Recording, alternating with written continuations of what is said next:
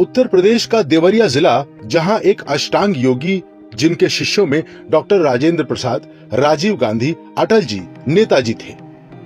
कहा जाता है उनके बिना मर्जी कैमरे से फोटो और रिवॉल्वर से गोली नहीं चलती थी। निर्जीव वस्तुओं पर उनका नियंत्रण था। उन्होंने जीवन भर अन्न नहीं लिया। यमुना का पानी, दूध, शहद, श्रीफल के रस का सेवन करते थे।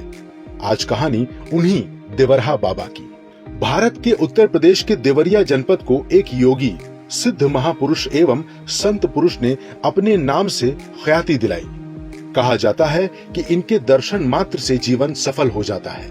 वो अपने चमत्कार से हजारों लोगों को तृप्त करते रहे। उनके आशीर्वाद को आतुर सिर्फ आम लोग ही नहीं, बल्कि कई विशिष्ट लोग भी थे।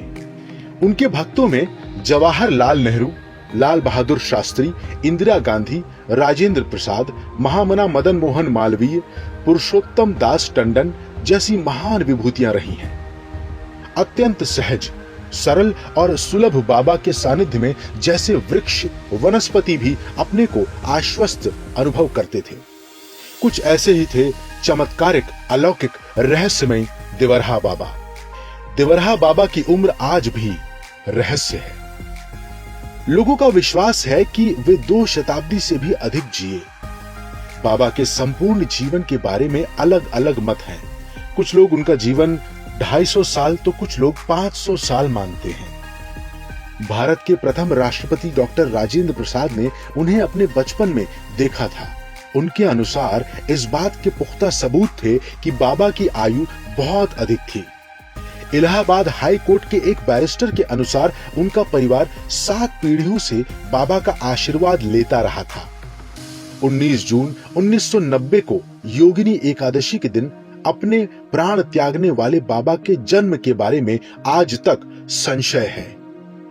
कुछ लोगों का यह भी मानना है कि वो करीब 900 साल तक जिंदा रहे थे। आशीर्वाद देने का ढंग था निराला। देवरहा बाबा को खेचरी मुद्रा पर सिद्धि थी, जिस कारण वे अपनी भूख और आयु पर नियंत्रण प्राप्त कर लेते थे। बाबा का आशीर्वाद देने का ढंग निराला था। मचान पर बैठे बैठे ही अपना पैर जिसके सिर पर रख दिया वो धन्य हो गया। श्रद्धालुओं के कथनानुसार बाबा अपने पास आने वाले प्रत्येक व्यक्ति से बड़े प्रेम से मिलते थे और सबको कुछ न कुछ प्रसाद अवश्य देते थे।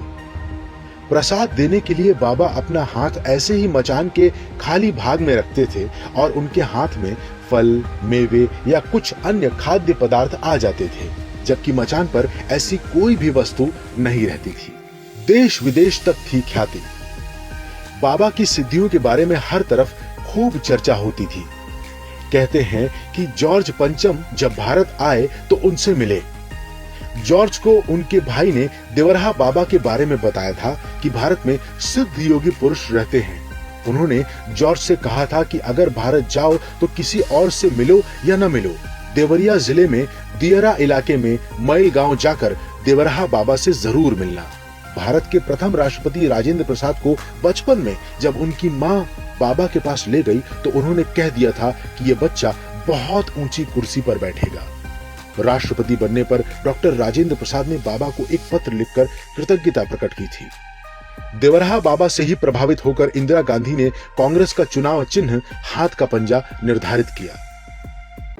आपातकाल के बाद हुए चुनाव में जब इंदिरा गांधी को पराजय का सामना करना पड़ा तो वो भी देवरहा बाबा के चरणों में आई। ऐसा लोग कहते हैं कि देवरहा बाबा ने अपने हाथ के पंजे से उन्हें आशीर्वाद दिया। उसी के बाद से इंदिरा गांधी ने कांग्रेस का चुनाव चिन्ह हाथ का पंजा निर्धारित कर दिया। इसके बाद 1980 में इंदिरा के नेतृत्व में भारतीय राष्ट्रीय कांग्रेस ने प्रचंड बहुमत प्राप्त किया और वो देश की प्रधानमंत्री बनी। विलक्षण बाबा। बाबा देवरहा 30 मिनट तक पानी में बिना सांस लिए रह सकते थे। उनको जानवरों की भाषा समझ में आती थी।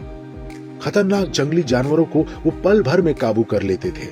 उनके भक्त उन्हें दया का महासमुंदर बताते थे। जो भी आया बाबा की भरपूर दया लेकर गया। वर्षा जल की भांति बाबा का आशीर्वाद सब पर बरसा और खूब बरसा। मान्यता थी कि बाबा का आशीर्वाद हर मर्ज की दवाई है। कहा जाता है कि बाबा देखते ही समझ जाते थे कि सामने वाले का सवाल क्या है।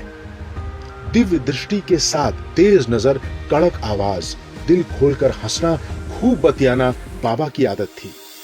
याददाश्त इतनी कि दशकों बाद भी मिले व्यक्ति को पहचान लेते और उसके दादा परदादा तक का नाम व इतिहास तक बता देते।